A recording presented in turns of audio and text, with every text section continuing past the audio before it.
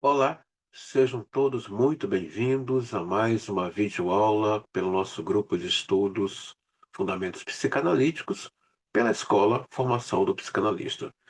E hoje, dentro ainda dos estudos teóricos, convido ao estudante, da nossa escola, seja aspirante ou analista, a abrir na página 175, Sonhos, Formações, Formação e Funções. Lembrando que essa aula, desse capítulo, é apenas um rascunho, tá?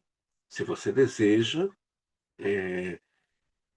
se aprofundar na clínica dos sonhos, conhecer, todo esse universo, eu recomendo você, se você não seja da nossa escola, se quiser, temos aí aulas gravadas sobre sonhos, a obra do Freud, tá? É, 1900, que é o volume 4, 1900, 1901, volume 5, aonde ali tem, assim, uma base, de começo do que vem a ser, o que vem a ser, porque não dá para definir o que é os sonhos. O próprio Sigmund Freud deixa claro que é um grande mistério, mas eu deixo aqui aberto para você, que não é da nossa escola e que queira talvez se aprofundar, tá? Um outro ponto é preciso ler, conhecer. E, como eu já falei aqui, o Zimmermann está trazendo um escopo, uma pincelada do que vem a ser o universo da psicanálise. Então, eu convido a você que está assistindo essa videoaula, se você deseja se aprofundar nas 7 escolas, e ainda incluo uma oitava, que é do Jung, procure adquirir as obras, procure ler, isso vai te dar um outro norte, uma outra compreensão, o que vem a ser, esse universo aí da escola ortodoxa, das escolas clássicas, das escolas contemporâneas. Temos o André Green, como eu já falei, temos Elizabeth Rodnesco, temos o Marco Coutinho Jorge, temos muitos nomes aí sérios, Christian Durkheim, Maria Homem, temos nomes aí sérios, fazendo a diferença dentro desse percurso analítico e dentro desse universo da psicanálise. Então, o caminho é ler, o caminho é estudar e, antes de tudo, análise pessoal, supervisão, Então, a aula de hoje é apenas um rascunho, Esse capítulo é um rascunho. Ah, mas eu quero saber mais. Está aqui a dica, leia a obra, Ah, eu não tenho o estudo. Se quiser estudar conosco, está aqui sendo aberto o convite, E porque não é uma coisa simples, tão simples assim de poder dizer, eu sei o que é sonhos. Nem eu mesmo sei o que é. O próprio Freud vai dizer, será que eu deixei escapar alguma coisa? Então vamos lá. Página 175. E lembrando, se você gostou dessa videoaula, seja você aluno da nossa escola ou não, por favor, não deixe de dar um like, tá bom? Se quiser comentar, comente, seja aqui ou quem é da escola, comente nos grupos. E um avisozinho breve aqui, para quem não me segue no Instagram, quarta-feira agora, dia 29, às 20 horas, teremos uma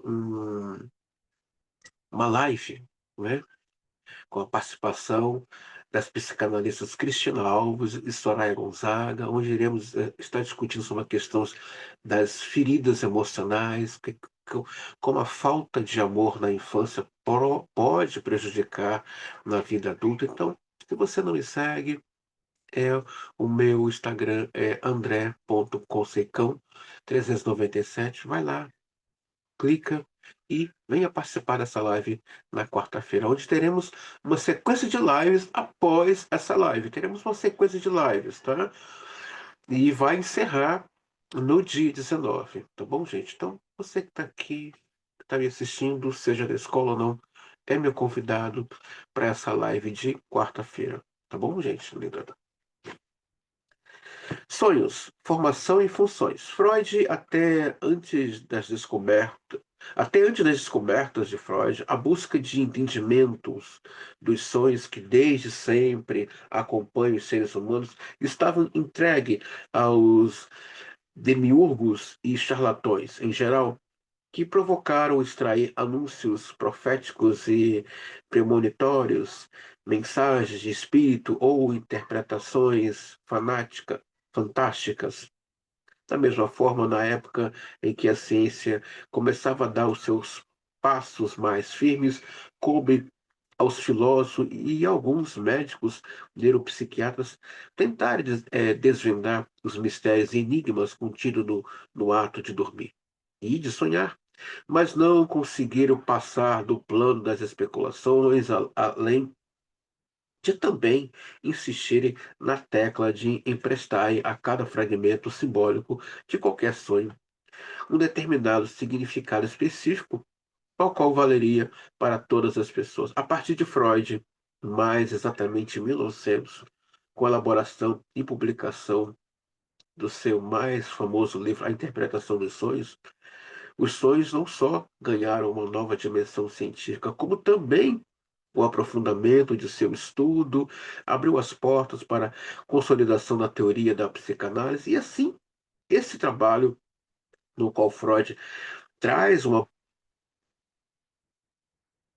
de sonhos pessoais, representa um marco essencial na história da psicanálise pelas seguintes razões. Primeiro, que apresenta a primeira análise, autoanálise, levada a efeito, sendo que a maior motivação para esse ato corajoso de Freud foi sua necessidade de elaborar seus sentimentos despertados pela morte de seu pai, como ele próprio afirma no prólogo da segunda edição, de 1908.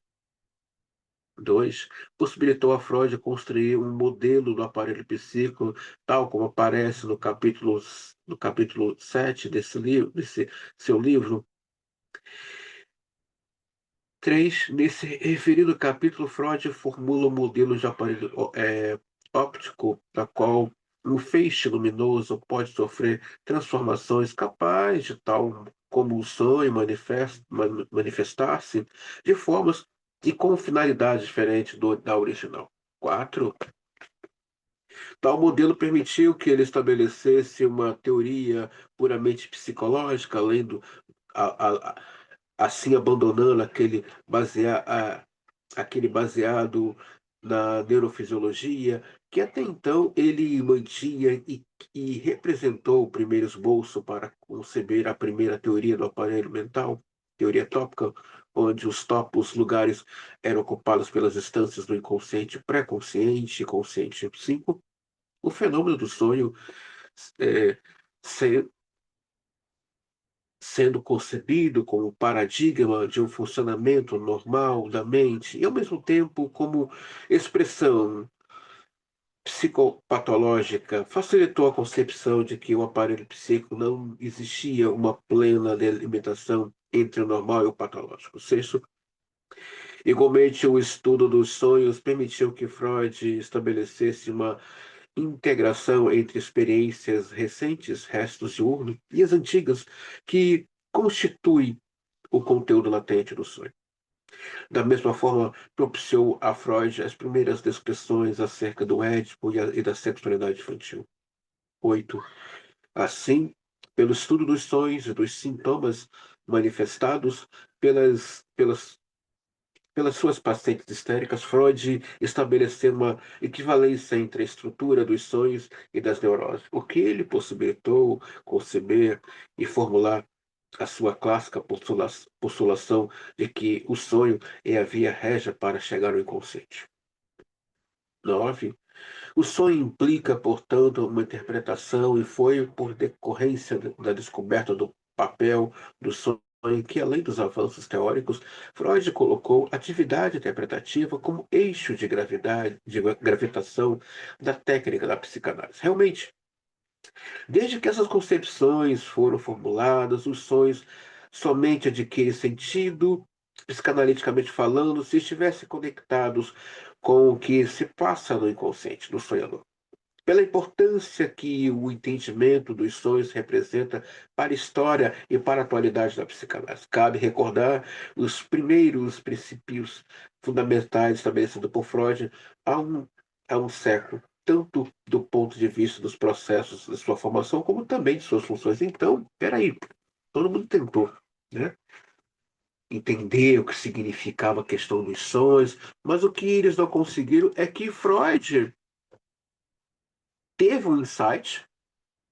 Aliás, para Freud escrever, na verdade era um só volume, né? Depois veio se tornar dois volumes. Freud estudou de maneira muito séria durante 4 a 5 anos só sobre sonhos.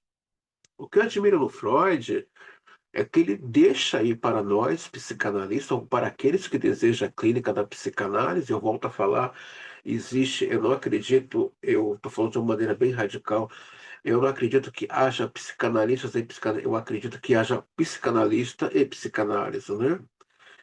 Eu até falei numa videoaula que essa palavra, essa nova safra, acho que é um equívoco, porém, eu acredito em psicanalista e não psicanalistas e não, acredito em psicanalista, alguém muito atravessado com essa questão da clínica. Porém, o Freud vai nos mostrar nos estudos sobre as histéricas que ele estudou por 12 anos questão da histeria. 12 anos.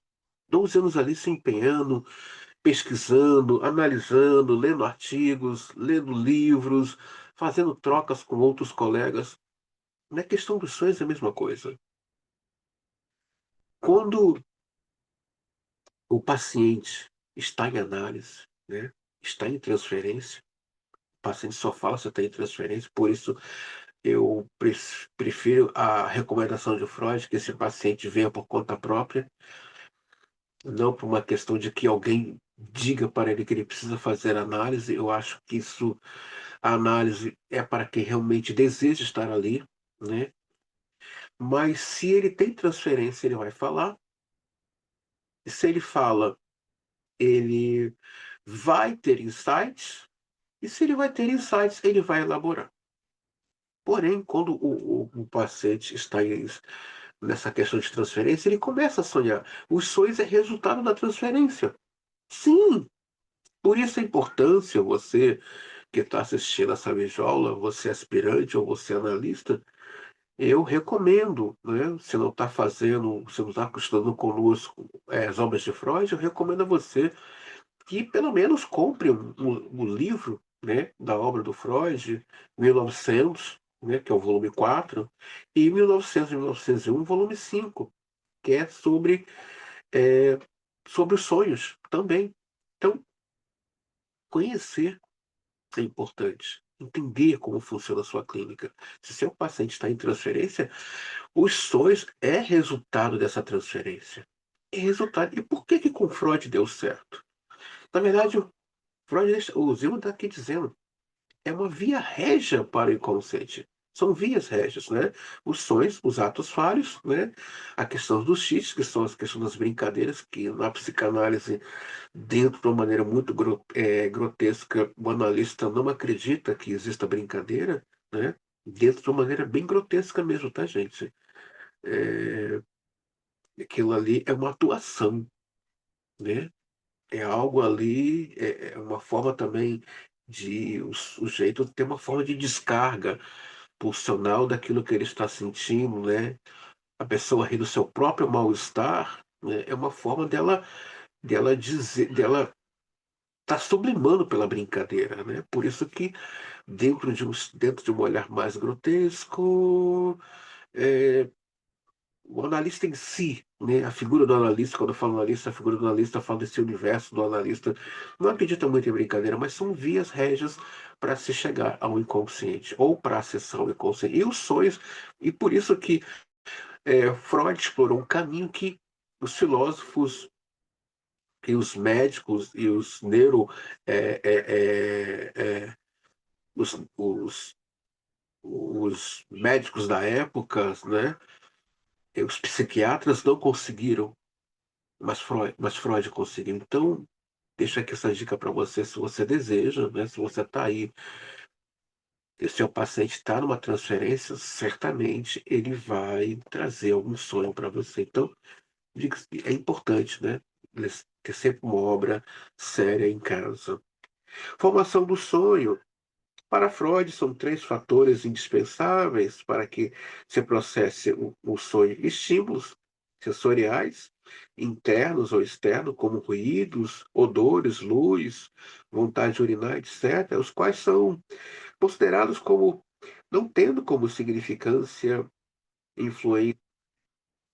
Isso aqui nós vamos, para quem estudou conosco, aparece no volume 1.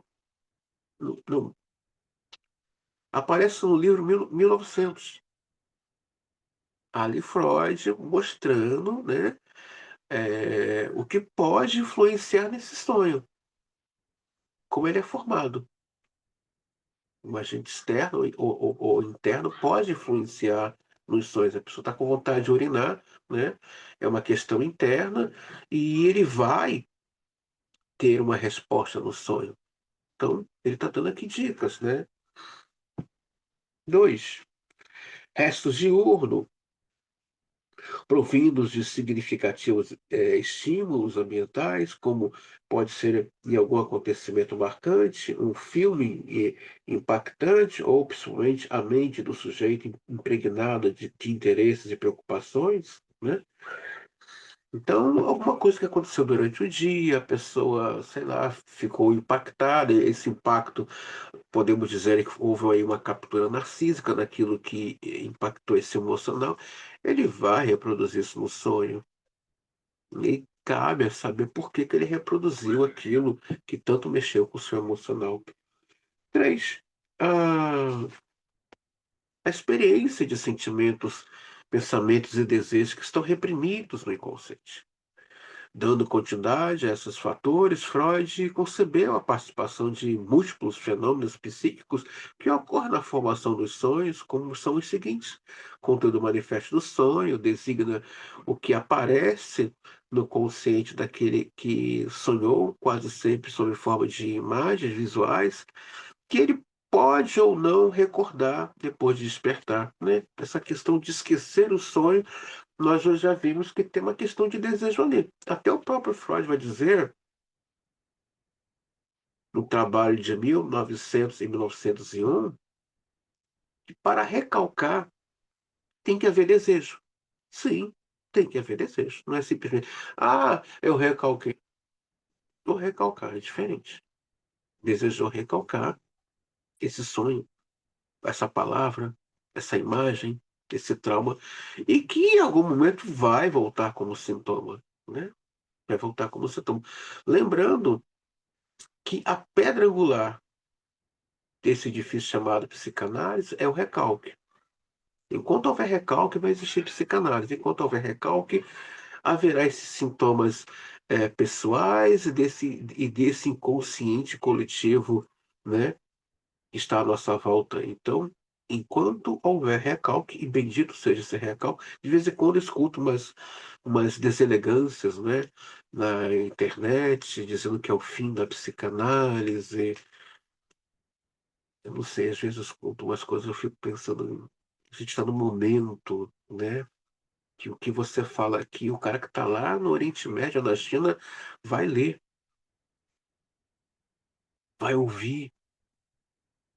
Então, eu não sei se essa pessoa que fala essas coisas, ela tem noção do status quo que ela ocupa frente à sociedade, aquele que a escuta ou a vê, não sei, né? Isso é muito sério. Porque a pessoa que ouve diz, então, é o fim da psicanálise. Então, eu não sei se leu Freud para dizer isso, porque no próprio é, volume 2, né? Eu não me lembro bem a numeração, o Freud vai dizer ali que a pedra angular da psicanálise é o recalque. Está lá. É o que sustenta a psicanálise. Mas por que o recalque? Porque nós trabalhamos com essa verdade, esse conhecimento, essa sabedoria que o sujeito nega, que o Lacan chama de a ignorância, que é o recalque. Cada um suporta a verdade, né, que aparece. Lacan está falando do recalque, não de uma verdade externa, mas da verdade do sujeito.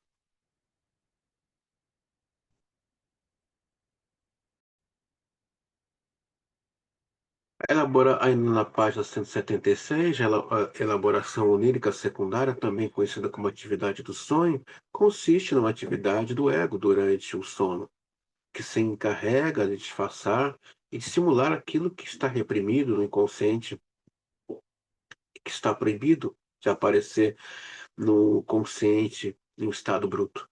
Controle latente do sonho corresponde ao conjunto de ocultos e desejos, pensamentos, sentimentos, representações, angústias que estão representadas no inconsciente e que somente terão acesso ao pré-consciente, ao consciente após o disfarçamento realizado pela acima aludida elaboração secundária. Então, Zilma está fazendo aqui uma colocando em ordem sistemática a obra dos sonhos, né? Acredito que quem aqui estuda sonhos, né? Acredito que a leitura dessa obra aqui do Zilma vai ficar mais clara e um pouco de compreensão sobre os sonhos, né? É, ele está colocando aqui em ordem sistemática daquilo que ele percebeu na obra do Freud, né?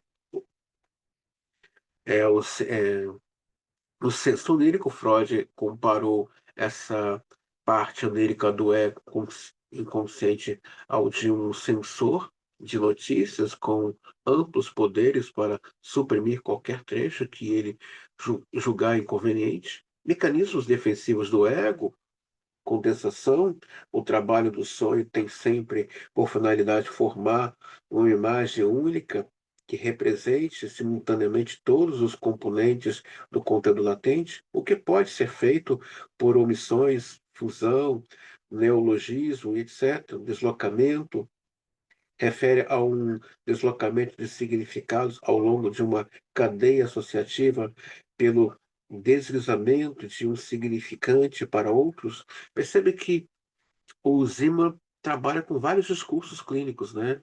Com significantes, clivagem do ego. Você vê que ele já deixa claro que ele tem um escopo de conhecimento da escola ortodoxa, as clássicas e as contemporâneas. Então, nós vemos que uma hora ele tem uma linguagem freudiana, kleiniana, winnicottiana, feresiana, Bion, Lacan, daqui a pouco ele dá uma pincelada em Jung, né?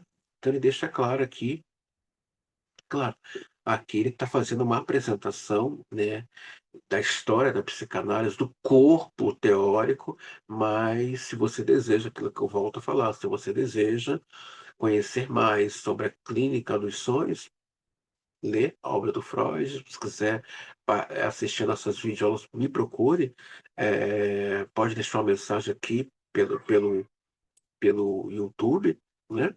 Mas a clínica psicanalítica ela é muito profunda e requer realmente conhecimento de leitura, de livros, de artigos, né?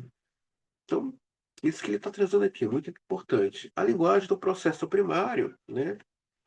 Na elaboração onírica, dá-se a passagem do conteúdo latente para o conteúdo manifesto, o qual, por ser formado pelos recursos mágicos de condensação, deslocamento e símbolos deformadores, expressa-se por uma linguagem típica do processo primário do pensamento e com uma confusão entre os elos de conexão de elementos do sonho, embora manifestamente ele possa aparentar uma fachada com muita coerência lógica. Então, mais outra dica: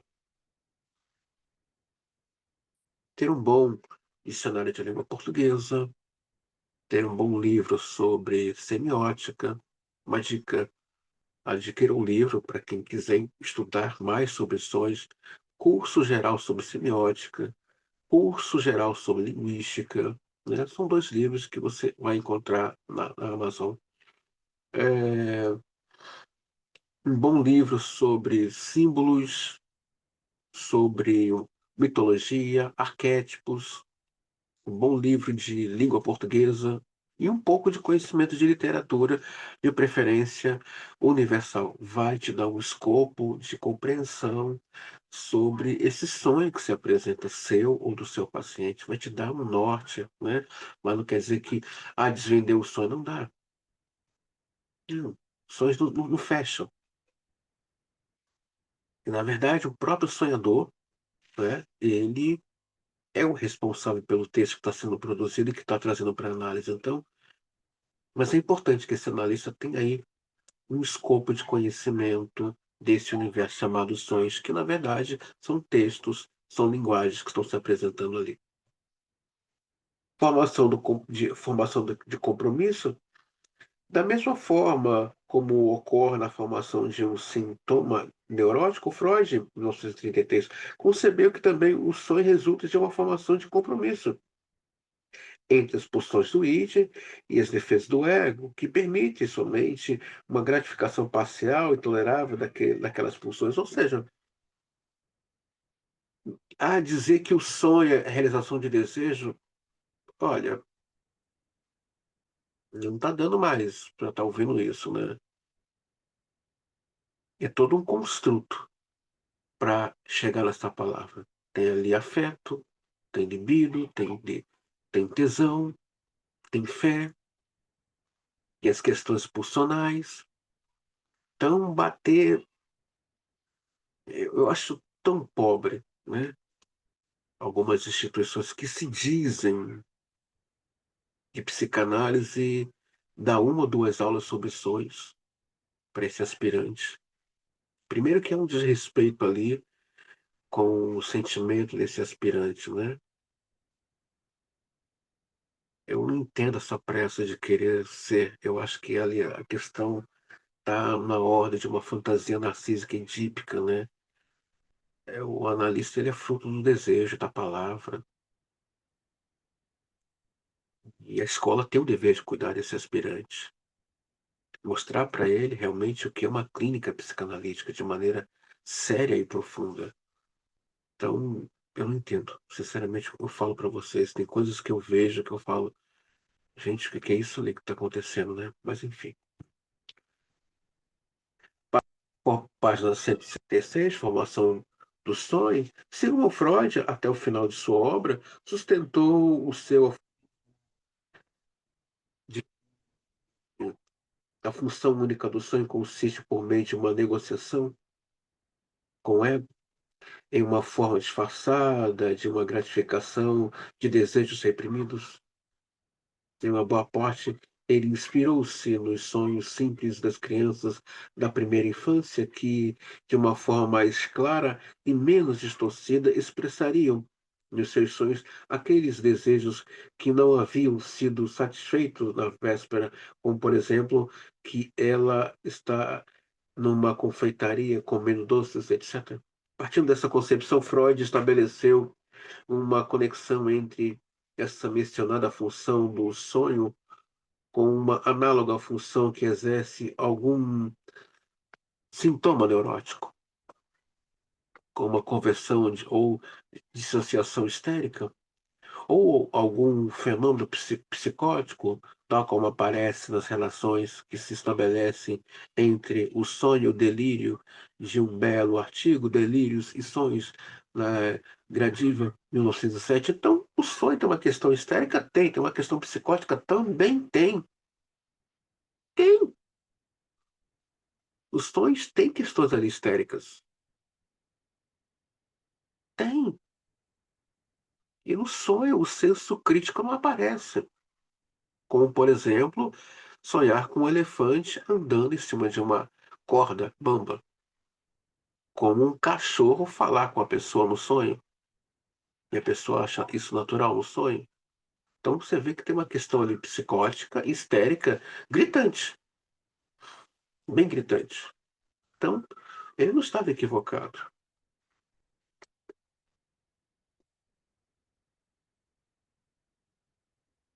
Contribuições e posteriores a Freud, críticas a Freud.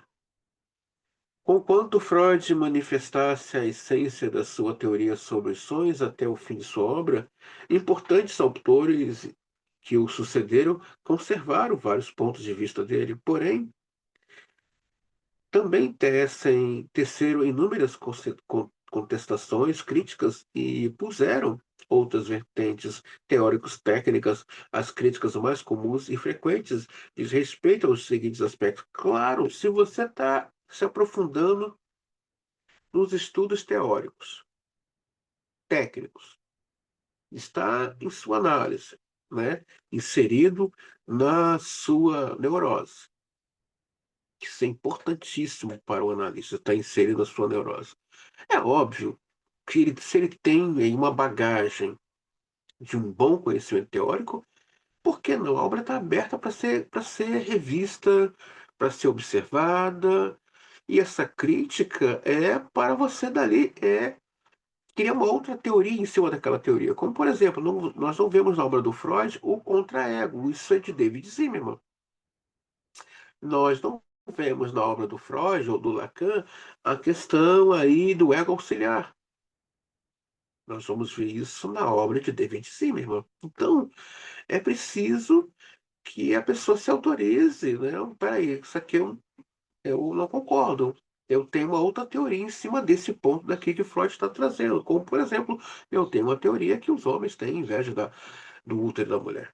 É uma teoria minha que cabe a mim levantar uma pesquisa mais aprofundada, ler e reler alguns textos antigos sobre as questões mitológicas sobre do feminino. Então, mas é uma teoria minha, né? Acredito eu que eu preciso até patentear essa teoria, né? Dá que alguém que está assistindo essa videoaula e vem aí, né, criar essa teoria ou desenvolvê-la.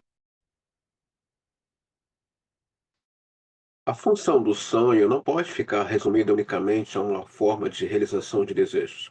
Também existem outras funções, como as de comunicação, integração, elaboração de traumas, resolução de conflitos. Sim, tanto é que existe um livro de uma das discípulos do Jung que fala cura através dos sonhos. Então, entra também uma questão aí de elaboração dos traumas. Então, mas aí eu falo, mas se está havendo uma elaboração dos sonhos, não tem que ter desejo? Tem que ter desejo. A cura acontece quando há o desejo. Só que em psicanálise a palavra cura não é especificamente até porque cura não existe. Na verdade, é o sujeito ressignificar essa história. Retirar essa libido de cima desse lugar que lhe feriu tanto. Né? Então, não tem desejo ali? Tem. A sentença de Freud, sonho é guardião do sono, seria uma verdade apenas parcial, porquanto também é verdadeira a recíproca, ou seja, é o sono que propicia o surgimento da função de sonhar, que indo muito além da realização de desejos reprimidos, é essencial para a preservação do psiquismo, como comprovam recentemente investigações experimentais psicofisiológicas. É difícil entender por que Freud insistiu somente no enfoque da gratificação dos desejos libidinais e, assim, não revisitou a sua teoria dos sonhos a partir de uma concepção da dualidade das pulsões, apesar de que ele já tivesse formulado de forma definitiva a sua concepção da pulsão de morte. Sim, Lacan também vai falar sobre isso. Ele vai falar a mesma coisa, só com outras palavras, sobre a questão do desejo, da paixão e do ódio. Ele vai falar sobre isso, que temos que passar por essas etapas que muitas vezes nos faz sofrer. Ele vai falar sobre isso, só que com outras palavras e com outro estatuto. Em relação aos aspectos da técnica psicanalítica, acerca dos sonhos, as críticas a Freud revelam três pontos. Um é que ele refere a uma valorização única no significado dos simbolismos, sem que Freud tenha igualmente valorizado as funções exercidas por algum sonho específico. O segundo ponto alude a um exagero na investigação dos mínimos detalhes da duração prolongada na análise de cada sonho separadamente, enquanto terceiro ponto destacado por Segal consiste na crítica de que as interpretações de Freud consideravam unicamente os aspectos narcisistas unipessoais do paciente. Ele não demonstrava interesse pelos aspectos bipessoais e vinculares com o analista. Mas espera aí, ele está construindo aqui um edifício.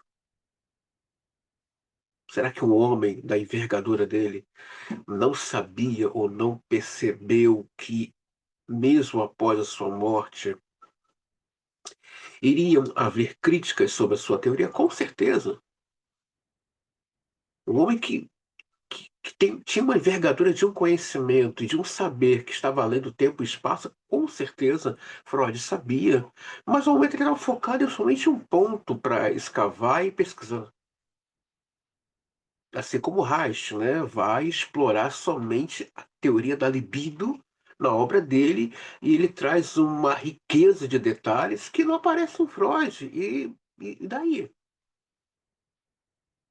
Na verdade, Freud, a obra está aberta ali para quem quiser, para quem se autorizar, ou para quem bancar esse lugar de pesquisador dentro do saber psicanalítico, para poder ali, não, tem algo aqui a mais.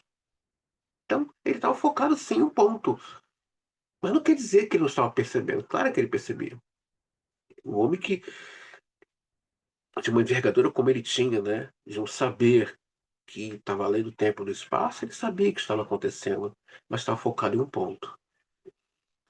Contribuições, página 178, contribuições da psicofisiologia. Nos anos 50, apareceu o livro do pesquisador R. Fliess acerca da descoberta psicofisiológica dos movimentos oculares durante o sonhar e das formas de como aparece é, os traçados é, eletrocefalográficos no curso de certas fases do sono, especialmente o período em que passou a ser chamado de REM, o qual designa o fato de que o sono está sendo acompanhado por movimentos rápidos dos olhos. A sigla REM em inglês significa, bom, não sei falar inglês, essa é a fase denominada de paradoxal, devido ao paradoxo de que justamente quando o sono está sendo mais profundo que o ritmo cerebral registrado no eletrocefalograma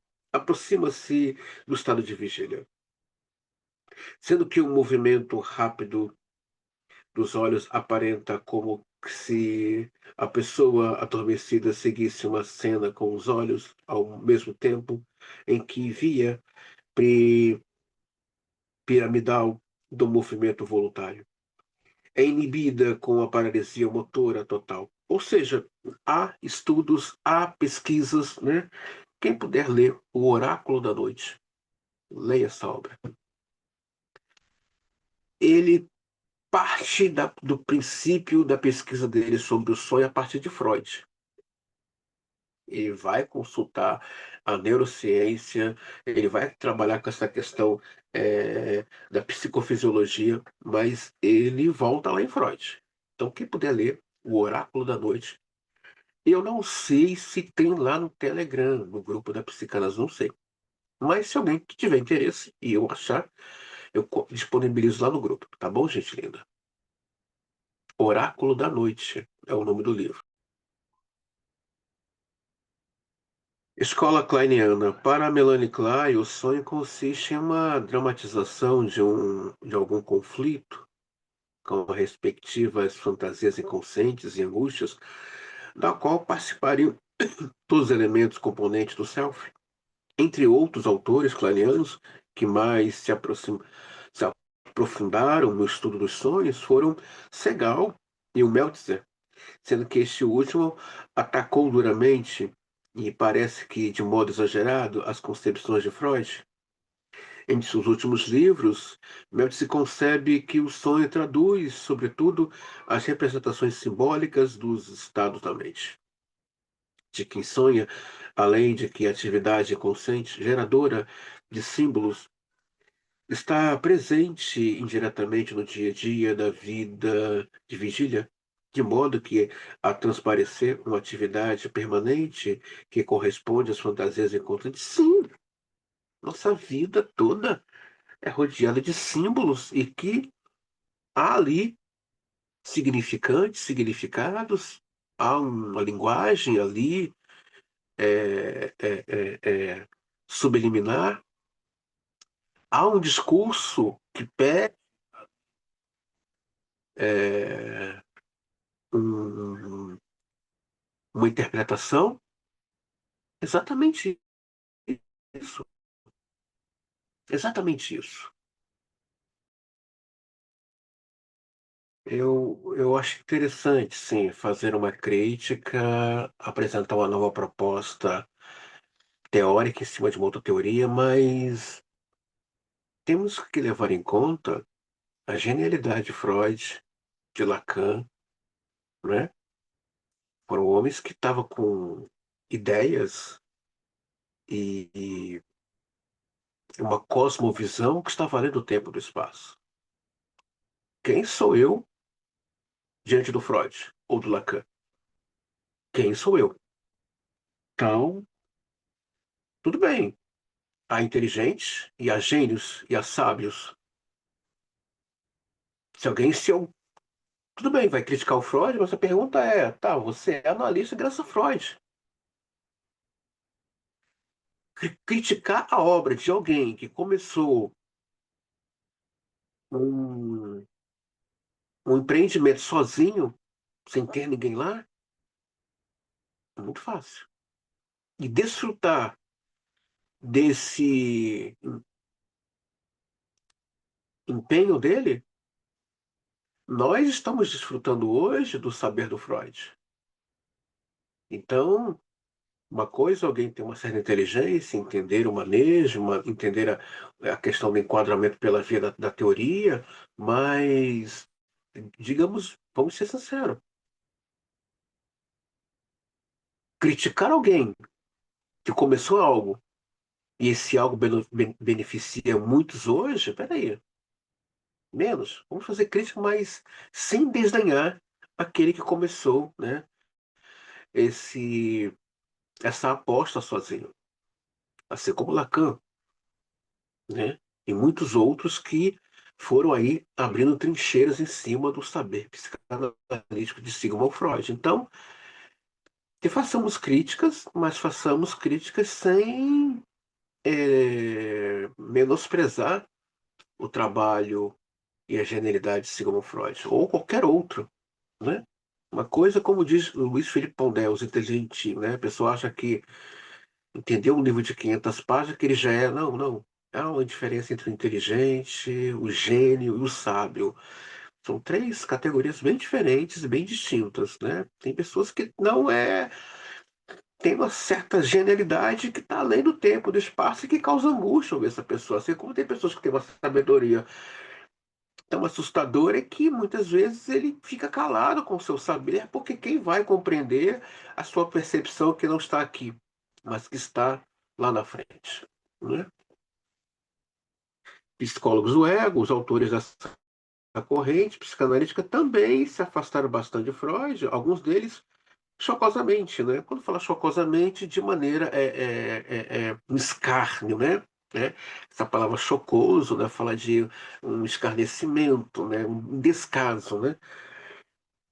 É, costumavam dizer que via régia de Freud já estava gasta e algo inutilizada, de tanto ter sido transitada, e focaram os sonhos do ponto de vista da estrutura da mente. Por exemplo, o caso que certo paciente sonhou com um prédio onde homens e mulheres circulavam entre os três andares, subindo e descendo. Entretanto, saindo aqui- e saindo.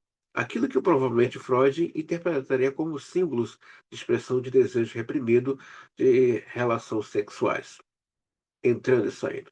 Os psicólogos do ego privilegiam o entendimento de que o movimento entre os três andares do prédio estavam traduzindo de como se processa o trânsito adaptativo entre as três estruturas da mente do paciente.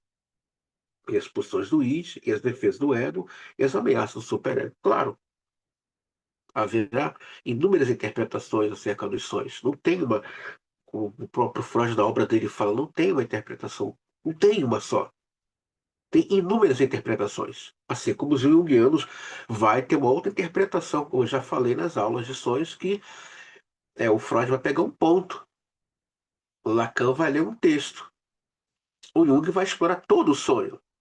Por isso que eu falei, a importância de conhecer outros teóricos, como eles abordam, como eles vê a questão dos sonhos, e não ficar somente no ponto. Tem sido sincero, não somente nessas aulas, como também nas aulas dos sonhos. Leia, conheça outros autores, ortodoxos, clássicos e contemporâneos, mas lê, não fique preso somente a um ponto. Procure ver como o outro lado também está vendo essa questão da interpretação. Como eu acabei de falar agora há pouco, uma das discípulas do Jung escreveu um livro, Cura através dos sonhos. Ou seja, está havendo uma elaboração, mas também está havendo ali um desejo de uma ressignificação desse sofrimento. Winnicott, né? Para ficar em um único aspecto que relaciona a obra de Winnicott e seus seguidores com os sonhos, cabe destacar a noção de espaço-sonho, que corresponde ao espaço transicional.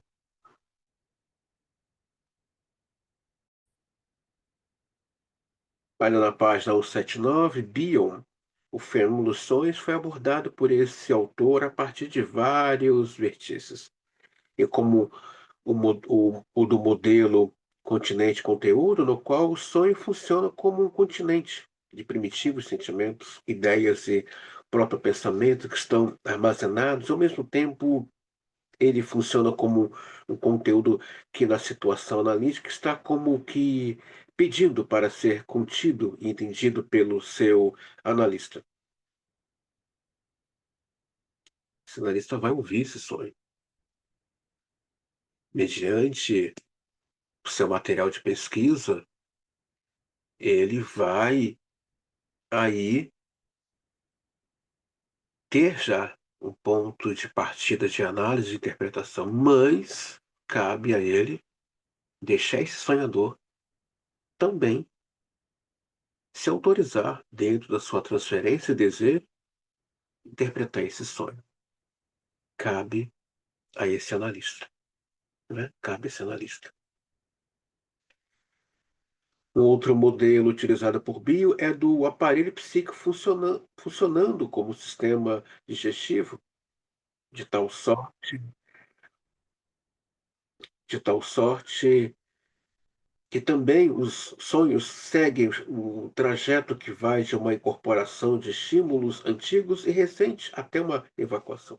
Essa ideia de evacuação dos conteúdos mentais foi utilizada por Bio para formular a sua importante concepção de que os estímulos primitivos que geraram sensações e emoções primitivas em uma primeira etapa da formação dos pensamentos não passavam de protopensamentos, que ele denominou como elementos beta, os quais não prestam para serem pesados, mas estão somente para serem evacuados. Então, quem puder ler a obra do Bion, eu acredito que temos lá o PDF dele.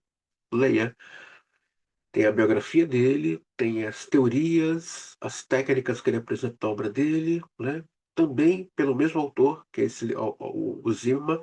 Zimmer se autoriza a escrever uma obra dedicada ao seu mestre. Na verdade, David Zimmer foi discípulo de Bion e Bion discípulo de Melanie Klein. Então, ele vai escrever uma obra em dedicatória ao seu mestre. Escolas Psicossomáticas de Paris, né? Um grupo de psicanalistas franceses, liderados por Martin, esboça uma resposta a uma instigante questão. Existe alguma especificidade entre o tipo de sonho manifesto e o perfil caracterológico do sonho? Pelo menos em alguns casos, eles acreditam que sim, assim como, segundo Halo, 1989, aqueles psicanalistas consideram que os pacientes psicossomáticos apresentam sonhos com três características típicas, ou eles são prosaicos, sem contato com o conteúdo pulsional, ou pelo contrário, em seus sonhos, os conteúdos inconscientes irrompem de uma forma bruta, sem elaboração secundária, constituindo os chamados sonhos crus, ou terceiras possibilidades, de que existe nesse tipo de paciente uma pobreza de produção onírica? Sim, não é somente pacientes psicossomáticos, né? Aliás, os sonhos dos pacientes psicossomáticos realmente são sonhos que são confusos, muito confusos, né? Uma pessoa que está em estado de febre, depressão, uma pessoa que está com dores no corpo, ela vai produzir sonhos que para ela não faz nenhum sentido, né? E como ele coloca aqui, esses psicanalistas franceses, que é esse sonho cru? Ele não tem ali uma elaboração, não tem ali alguma coisa que esse analista comece, né, um fio de meada para poder analisar ou interpretar esse sonho, né? Então são sonhos assim muito de ordem bastante histérica e com uma pegada aí de cunho de Édipo bem forte, né? As funções dos sonhos, página 180. Como vemos as pioneiras e originais postulações acerca dos sonhos continuam, continuam válidas em certos aspectos, no entanto, elas vêm sofrendo profundas transformações sobremaneira no que se refere às suas funções e, consequentemente, também da técnica da prática psicanalítica, à guisa de síntese de que até aqui foi exposto e é levado em conta tanto que as contribuições de Freud como os dos demais autores cabe consignar as seguintes funções que os sonhos podem desempenhar.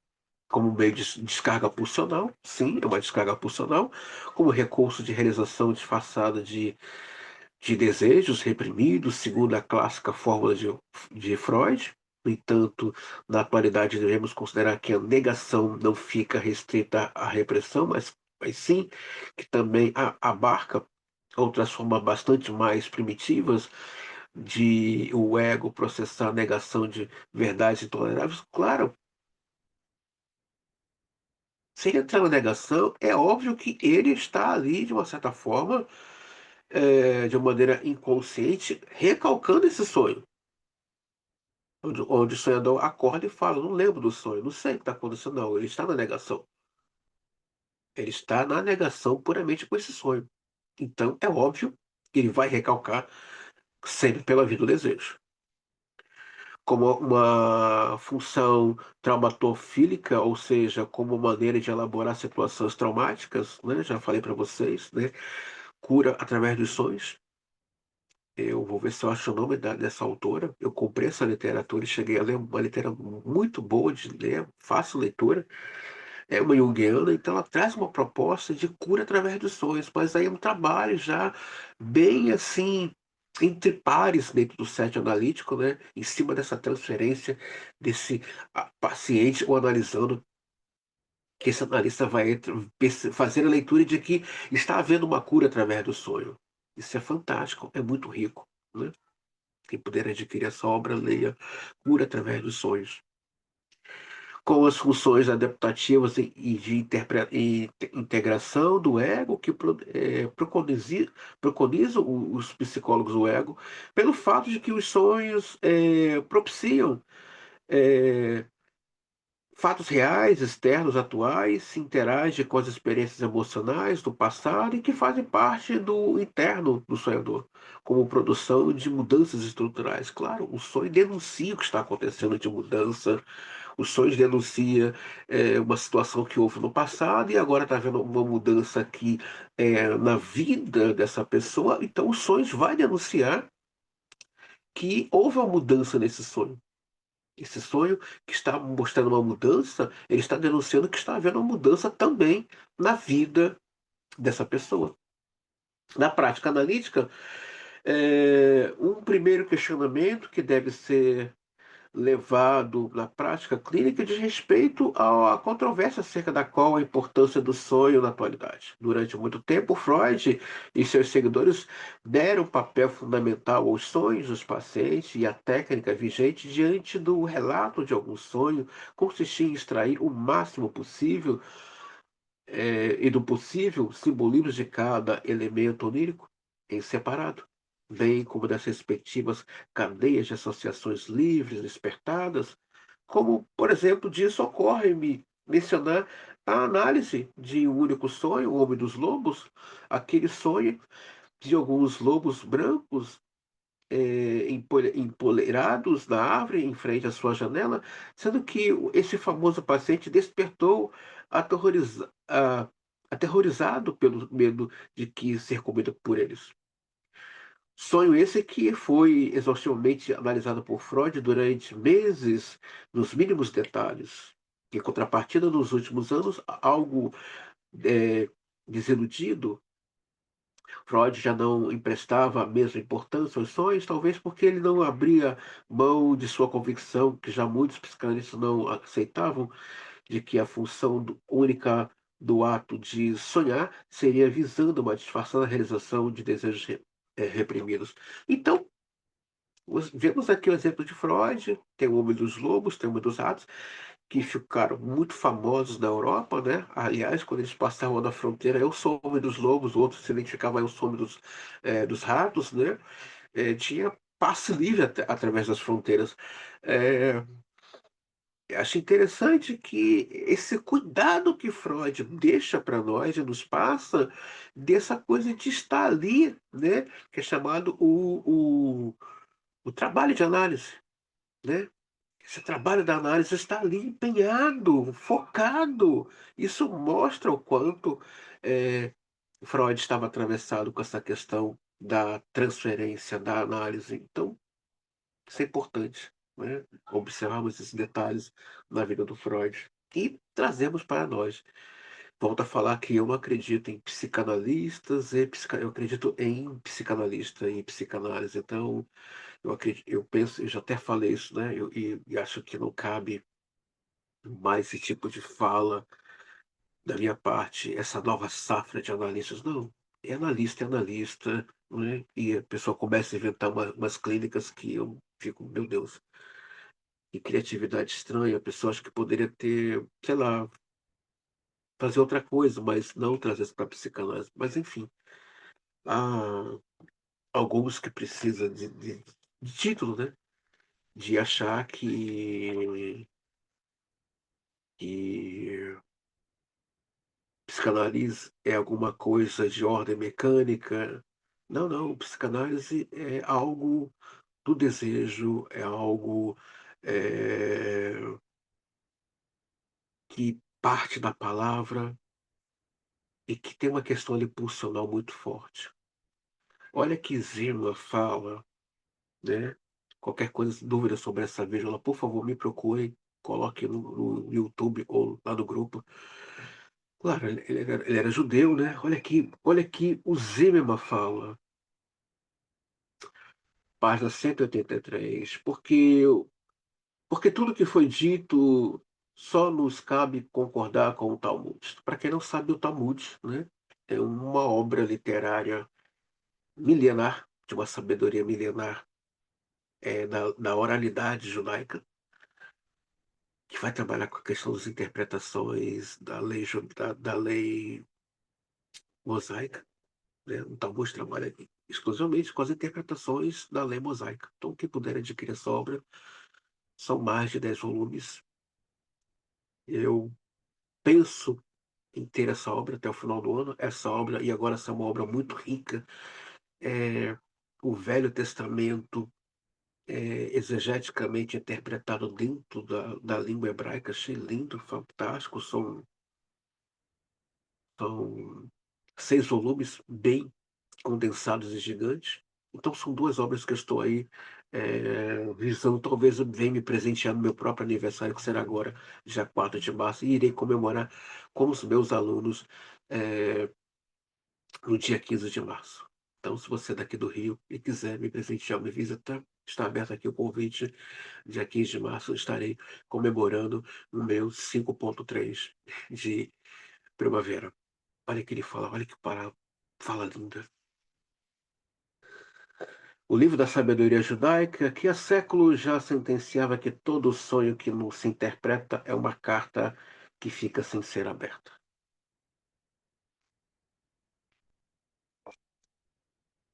esse paciente, se está em transferência,